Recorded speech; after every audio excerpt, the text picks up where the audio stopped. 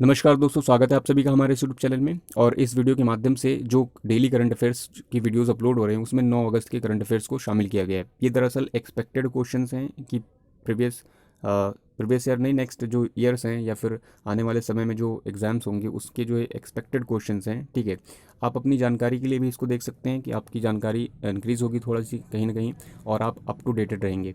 ठीक है, तो अगर जो आप हमारे चैनल पर नए हैं तो इसे शेयर सब्सक्राइब करना ना भूलें ताकि नोटिफिकेशन आपको पहले मिल जाए। देखिए, हाल ही में टेबल टॉप रनवे न्यूज़ में काफ़ी रहा है।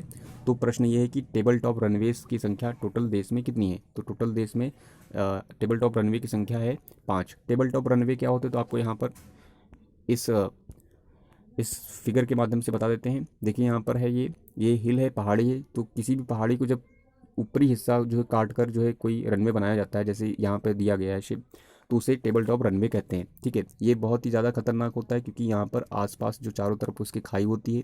ठीक है, यहाँ पर लैंडिंग कराने के लिए जो पायलट का बहुत ही ज़्यादा दक्ष और कुशल और सटीक जानकारी वाला होना बहुत ही ज़्यादा ज़रूरी है, वरना दुर्घटनाएं हो जाएंगी। ठीक है, तो देश में जो टोटल जो इस तरह के टेबल टॉप रनवे हैं उनकी संख्या 5 है। देखिए, कुल्लू है, शिमला है, और लेंगपुई है, मिज़ोरम में है, ये बेंगलुरु कर्नाटक में है, और कोझिकोड ये केरल में है। ये काफ़ी न्यूज़ में रहा है क्योंकि यहाँ पर विमान हादसा हुआ है जब वंदे भारत मिशन की एक फ़्लाइट इंडिया में आ रही थी। ठीक है, नेक्स्ट प्रश्न ये है कि काकोरी षड्यंत्र, काकोरी जो षड्यंत्र था उसका समय क्या है। हाल ही में काकोरी की जो वर्षगांठ बनाई है वो 95 वर्षगांठ बनाई गई है। अगर जो आपको वर्षगांठ नहीं पता है तो आप ईयर अगर जो याद है आप 2020 से माइनस करके आसानी से निकाल सकते हैं। तो काकोरी जो षड्यंत्र हुआ था वो 9 अगस्त 1925 को हुआ था। तो 9 अगस्त 1925 को हुआ था। इसको जो है किया किसने था, तो HRA के सदस्यों ने, क्रांतिकारी सदस्य संगठन था एक। हिंदुस्तान रिपब्लिकन एसोसिएशन की स्थापना 1923 और कहीं कहीं 24 में मिलता है।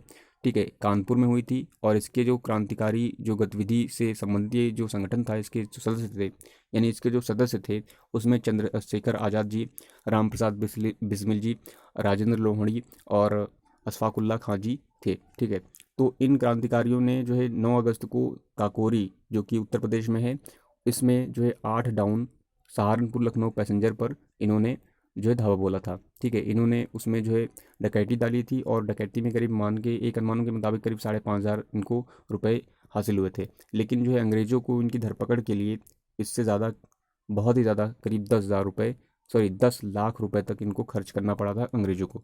ठीक है, जब धरपकड़ हुई थी तो बहुत सारे क्रांतिकारी जो है संगठन के जो क्रांतिकारी थे वो बहुतों को जो है आजीवन कारावास हुआ। बहुतों की जो है आजीवन कारावास तो हुआ ही था, लेकिन कुछ लोग थे जिनको जो है फांसी की सज़ा भी हो गई थी। तो उसमें जो थे वो थे RRRRA। ठीक है, जिसमें से राम प्रसाद बिस्मिल थे, राजेंद्र राहड़ी जी थे, और रोशन सिंह थे, और अशफाक उल्ला खां जी थे। लेकिन जो चंद्रशेखर आज़ाद थे वो क्योंकि वो आज़ाद थे, उनका नाम ही आज़ाद था, इसलिए उनको पकड़ना अंग्रेज़ों के लिए मुश्किल ही नहीं नामुमकिन था, और वो अंग्रेज़ों के हाथ आखिरी तक नहीं लगे थे।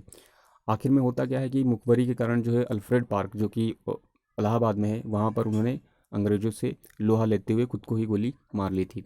ठीक है, नेक्स्ट प्रश्न ये है कि जो है गवर्नमेंट का जो है 2025 तक का एरोस्पेस रक्षा उपकरणों के निर्यात तथा कुल कारोबार का लक्ष्य क्या है। तो देखिए, गवर्नमेंट 2025 तक जो है कुल निर्यात जो है टारगेट है 35,000 करोड़ का, और जो कुल कारोबार का इसका टारगेट है वो 1,75,000 करोड़ का टारगेट है।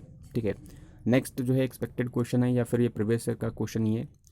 ये है कि यहाँ पर कुछ व्यवस्थाएं दी गई हैं जो अंग्रेज़ों के द्वारा चलाई गई थी। बेसिकली ये जो रैयतवाड़ी, स्थायी बंदोबस्त, महलवाड़ी व्यवस्थाएं, इस तरह की व्यवस्थाएं अंग्रेज़ों ने क्या किया था कि अपने जो है जो है रेवेन्यू को इंक्रीज़ करने के लिए इस तरह की जो है व्यवस्थाएं चालू की थी, क्योंकि उनके जो है व्यय बहुत ज़्यादा हो गए थे, इसलिए इस तरह की व्यवस्थाएं चालू की गई थी। तो आपको सीधे सीधे हम मैच कर देते हैं कि रैयतवाड़ी व्यवस्था थॉमस मुनरो, कैप्टन रीड ने चालू की थी। स्थायी बंदोबस्त कॉर्नवालिस चालू की थी। महलवाड़ी जो थी मैकेंजे ने चालू की थी। थोड़ा सा इनके बारे में और बता देते हैं आपको। यहाँ पर जो स्थायी रैयतवाड़ी व्यवस्था थी इसको चालू किया था, हमने बता ही दिया है। स्थायी रैयतवाड़ी व्यवस्था में क्या था, रैयतवाड़ी व्यवस्था में ये था कि जो भू का स्वामी होता था, भूधारक होता था, भूधारक को भू का स्वामी मानकर, यानी भूमि का स्वामी मानकर उसके साथ नियमें, यानी भू राजस्व संबंधी नियमें निश्चित की जाती थी। और इस जो है रैयतवाड़ी व्यवस्था के अंतर्गत होता क्या था, इसमें जो है कुल उपज के आधार पर नहीं बल्कि कुल क्षेत्रफल के आधार पर जो है उन पर कर वसूला जाता था। ठीक है, इस तरह की जो है व्यवस्था कहाँ कहाँ लागू हुई थी तो आपको बता देते हैं, कुछ जगह बता देते हैं यहाँ पर रैयतवाड़ी। जैसे था मद्रास था, तमिलनाडु था, और बम्बई था। ठीक है, इसके अतिरिक्त नेक्स्ट जो व्यवस्था थी स्थायी बंदोबस्त, इसका दूसरा नाम जो है जमींदारी प्रथा भी थी। ठीक है, इसको कानवाली ने शुरू किया था। इसमें क्या था, जमींदारी प्रथा में जो किसानों का भूमि का अधिकार था वो जमींदारों को सौंप दिया गया था, और जमींदार जो है एक निश्चित उपज लेते थे किसानों से, और उस निश्चित उपज का 10/11 भाग अंग्रेज को देते थे, शेष भाग जो बचा था 1/11 वो खुद के पास रखते थे। इसमें जो है इसको जो कहीं जहाँ पर लगाया था, कुछ क्षेत्र जहाँ लगी थी ये, जैसे बिहार है, उड़ीसा है, बंगाल में, यहाँ पर ये व्यवस्था लगी थी। ठीक है, इसके अतिरिक्त नेक्स्ट एक और है वो महालवाड़ी है। तो महालवाड़ी जो थी, महाल मतलब एक तरह से क्या होती है, जागीर होती है। तो जागीर का मतलब बहुत बड़ा जो है कोई भूमि का इलाका हो। ठीक है, तो जागीर के बेसिस पर ली जाती थी। इसमें जो है किसी भी स्थान पर, जैसे गांव वगैरह हो गया या फिर कोई जागीर हो गई, तो उस जागीर में टोटल जितना उत्पादन होता था उसके आधार पर जो है उस पूरी जगह के लोगों से जो है भू राजस्व की वसूली की जाती थी। ठीक है, नेक्स्ट जो प्रश्न ये है कि कोरोना की किस हिस्से पर अटैक करता है। तो देखिए याद रखिए, कोरोना जो लंग्स पर अटैक करता है। कोरोना से अगर जो बहुत संबंधित प्रश्न का वीडियोस भी है हमारे पास, जो आप प्लेलिस्ट में देख सकते हैं, 2 मिनट का ही है। तो इसमें कोरोना की अगर जो बात करें तो कोरोना से संबंधित एक ऐसे भी कह सकते हैं कि जो किस वायरस की फैमिली का सदस्य है, तो इसमें हो जाएगा मैर्स। ठीक है, MERS, मर्स हो जाएगा, और सार्स। ठीक है, तो इनका फुल फॉर्म क्या है, आपसे फुल फॉर्म पूछ सकते हैं। सेवियर एक्यूट रेस्पिरेटरी सिंड्रोम, मर्स में हो जाएगा मिडल ईस्ट रेस्पिरेटरी सिंड्रोम। ठीक है, नेक्स्ट प्रश्न ये है कि किसानों की आय दोगुनी करने का जो गवर्नमेंट का टारगेट है वो कब तक का है। तो किसानों की आय को दोगुनी करने का टारगेट जो है गवर्नमेंट का 2022 तक है।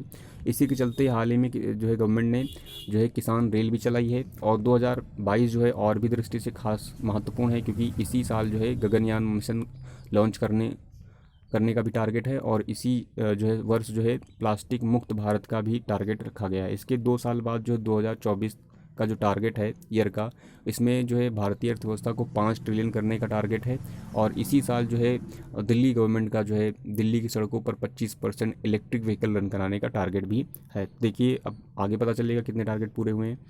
नेक्स्ट ये प्रश्न ये है कि त्रिभाषा फार्मूला किस समिति का है। तो देखिए त्रिभाषा फार्मूला जो समिति है वो कोठारी समिति है।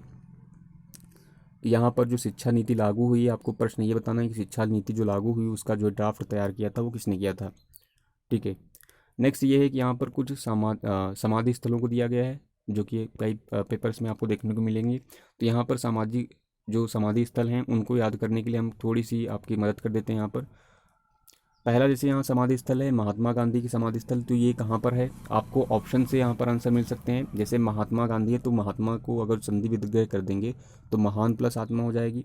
तो जिनकी आत्मा महान होती है वो लोग हमेशा लोगों के दिलों में राज करते हैं। ठीक है, चाहे वो कोई भी पर्सन हो, अगर जो उसकी आत्मा महान है तो वो लोगों के दिलों में राज करेगा।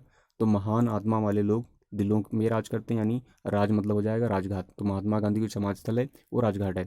नेक्स्ट है जवाहरलाल नेहरू की समाधि स्थल कहाँ पर है। तो देखिए जवाहरलाल जो है नेहरू जो थे, पंडित जवाहरलाल नेहरू, वो शांति के प्रतीक थे, या इनको शांति बहुत प्रिय थी। तो आप ऐसे याद कर सकते थे जवाहरलाल नेहरू मतलब शांति, शांति से संबंधित थे, तो शांतिवन जो है उनका समाधि स्थल है। इसके अतिरिक्त नेक्स्ट समाधि स्थल है इंदिरा गांधी। इंदिरा गांधी देख लीजिए, जो पीएम्स हुई हैं इंडिया में उसमें पावरफुल पीएम जो है, लेडी पावरफुल पीएम जो है अब तक इंदिरा गांधी जी रही हैं, या फिर लेडी के अलावा भी कह सकते हैं कि काफ़ी पावरफुल रही हैं अपने टाइम पर। तो पावर मतलब क्या कह सकते हैं कि पावर का हिंदी में शक्ति होता, तो इंदिरा गांधी पावरफुल जो है पीएम थी, तो पावर मतलब शक्ति, शक्ति स्थल इनका जो है समाधि स्थल है। नेक्स्ट जो है बाबू जगजीवन राम का जो कैसे लर्न करेंगे। तो देखिए बाबू जगजीवन राम में लास्ट वर्ड आया है राम। ठीक है, तो देखिए जो राम है, भगवान राम, वो हमेशा जो है समानता की बात करते हैं। उनके अनुसार सभी धर्म, सभी जाति, सभी तरह के लोग समान ही हैं। इसलिए आप याद कर लीजिएगा ऐसे कि राम जी हमेशा समता की बात करते हैं। तो भगवान राम यानी राम मतलब समता स्थल, यानी बाबू जगजीवन राम में आपको राम मिल जाएगा, राम से हिंट मिल जाएगा, समानता की बात करते हैं, समानता से मतलब समता स्थल। नेक्स्ट है राजीव गांधी। तो राजीव गांधी को आप ऐसे याद कर सकते थे, राजीव गांधी जो पीएम थे वो काफ़ी वीर थे। ठीक है, तो वीर जो पीएम थे वो राजीव गांधी थे, तो उनकी जो स्थल हो जाएगा समाधि वो वीर भूमि हो जाएगा। ठीक है, नेक्स्ट प्रश्न ये है कि लाल बहादुर शास्त्री को ऐसे याद कर सकते थे, जब किसी का भी लाल अगर जो बहादुर होगा, लाल मतलब बेटा, किसी का भी लाल बहादुर होगा तो जाहिर सी बात है उसकी विजय हर कहीं होगी। अब इसका मतलब ये नहीं कि आप अपने बेटे का नाम ही बहादुर रख दीजिए, कभी हमारा बहादुर बहुत बहादुर है, तो ऐसा नहीं होगा, वो कर्म से होगा। ठीक है, नेक्स्ट प्रश्न ये है कि ज्ञानी जैल सिंह को कैसे लर्न करेंगे। तो देखिए ज्ञानी जैल सिंह, तो यहाँ पर एक वर्ड मिला है ज्ञानी। आपने कहावत ये बहुत सुनी होगी, ये एक तरह से मोरल है कि एकता में शक्ति, एकता में शक्ति। देखिए एकता में शक्ति की बात हमेशा कौन करता है? ज्ञानी लोग करते हैं। आपने वो सुना भी होगा कहानी जिसमें जो बंडल लकड़ी देता है, एक फादर अपने बच्चों को अलग अलग देता है, तोड़ लेते हैं, जब लकड़ियों को एक साथ कर देता है तो तोड़ नहीं पाते। तो वहाँ पर ज्ञान की बात की गई थी, तो ज्ञानी वो एकता की बात थी, ठीक है। तो क्योंकि वो जो फार्मर बात कर रहा था तो वो ज्ञानी था, और उसमें पाठ जो सिखाया गया था तो वो एकता का पाठ था। तो ज्ञानी जैल सिंह मतलब एकता स्थल। नेक्स्ट जो है स्थल है वो है चौधरी चरण सिंह। तो इसको याद करने के लिए कोई ट्रिक नहीं है, क्योंकि चौधरी चरण सिंह किसानों से संबंधित हैं। किसान घाट उनका जो समाधि स्थल है, इन्हीं की जो है मेमोरी में जो है किसान दिवस में मनाया जाता है 23 दिसंबर, ठीक है। नेक्स्ट जो फैक्ट है वो B.R. अम्बेडकर जी हैं। इनकी जो समाधि स्थल को क्या कहते हैं? तो देखिए अम्बेडकर जी में एक वर्ड आया है अम्बे।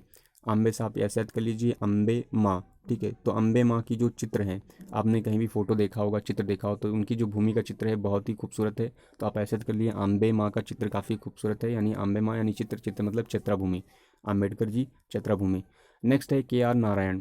तो K.R. नारायण, नारायण से ऐसे याद कर सकें आप, ऐसे बना लीजिए इसको नारायणोदय, ठीक है, नारायणोदय। इसको ब्रेक कर लीजिए, नारायणोदय, ठीक है। तो इसमें दोनों वर्ड जाएगा, उदय भी आ जाएगा, नारायण से नारायणोदय मतलब उदय भूमि, ठीक है। ये इनका जो है समाधि स्थल है। नेक्स्ट जो फैक्ट है वो ये मोरारजी देसाई जी का। देखिए मोरारजी देसाई में एक वर्ड आया लास्ट में साईं, ठीक है। साईं जो भगवान थे वो किसी से नहीं डरते थे, डरते नहीं थे, किसी से भय नहीं था, भय नहीं था, सिर्फ एक ही से भय था, वो था भगवान से, ठीक है। तो साईं जो थे वो एकदम अभय थे, यानी किसी से नहीं डरते थे, सिर्फ ऊपर वाले से डरते थे। तो साईं मतलब अभय, अभय अभय गार्ड। देसाई, मोरारजी देसाई मतलब अभय गार्ड, ठीक है। नेक्स्ट है शंकर दयाल। शंकर दयाल शर्मा से क्या हो जाएगा? देखिए शंकर दयाल शर्मा से आप एक जो है एक इंसिडेंट याद कर लीजिए शंकर जी का, कि शंकर जी जब समुद्र मंथन होता है तो शंकर जी वहाँ पर बहुत मेहनत करते हैं, बहुत कर्म करते हैं। तो देख लीजिए शंकर जी जब भी नाम आए तो आप याद रिलेट कर लीजिए शंकर दयाल शर्मा शंकर से। शंकर ने समुद्र मंथन किया था, यानी बहुत कर्म किया था, तो यानी इनका हो जाएगा कर्मभूमि, शंकर दयाल शर्मा से कर्मभूमि।